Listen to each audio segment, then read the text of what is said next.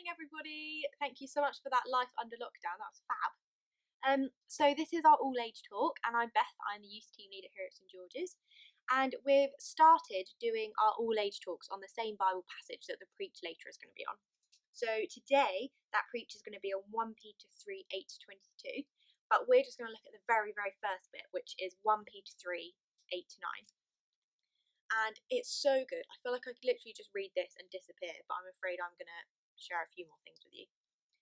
So, 1 Peter 3, 8 to 9. And it reads, "Finally, all of you should be of one mind.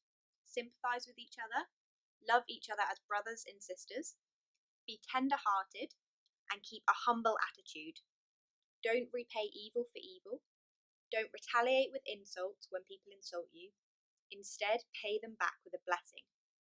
This is what God has called you to do, and He will grant you His blessing." I love that passage, but I find it's definitely a bit challenging at the moment. I'm either not being very sympathetic with myself, or I'm getting quite irritable at Tom. So I don't know how all of you guys at home are. And also in this passage, it talks about brothers and sisters and loving each other like brothers and sisters. Now, my childhood, I was an only child, and if I'm honest, when I hung out with my friends and their brothers and sisters, I was quite happy that I was an only child. From outside looking in, they looked a little bit annoying, like they fought, pulled each other's hair, stole each other's clothes. But I think as I got older, I really, really appreciated the relationships of my friends with their brothers and sisters, and very lucky now to have lovely, lovely, lovely brothers and sisters-in-law, so that's great. But I have a little bit of paper here that is a quote from a lady called Emma Borbeck, and she wrote about families and lots of different kind of humorous books, and this is a quote from her about families and about her siblings.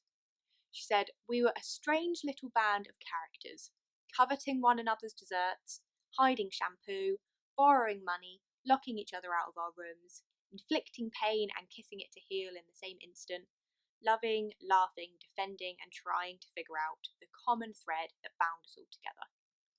I love that passage. I love that quote there, and I love how it fits in with this passage, because we are called to love each other like brothers and sisters, whether we are brothers and sisters or not, by blood.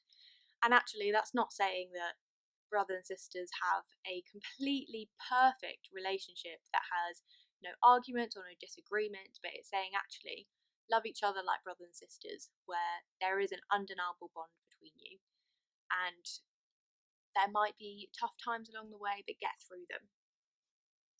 And so, guys, let's us all be tender-hearted, being humble, and to repay back when our brothers and sisters might be annoying, or our husbands and wives, or even ourselves when we might be annoying.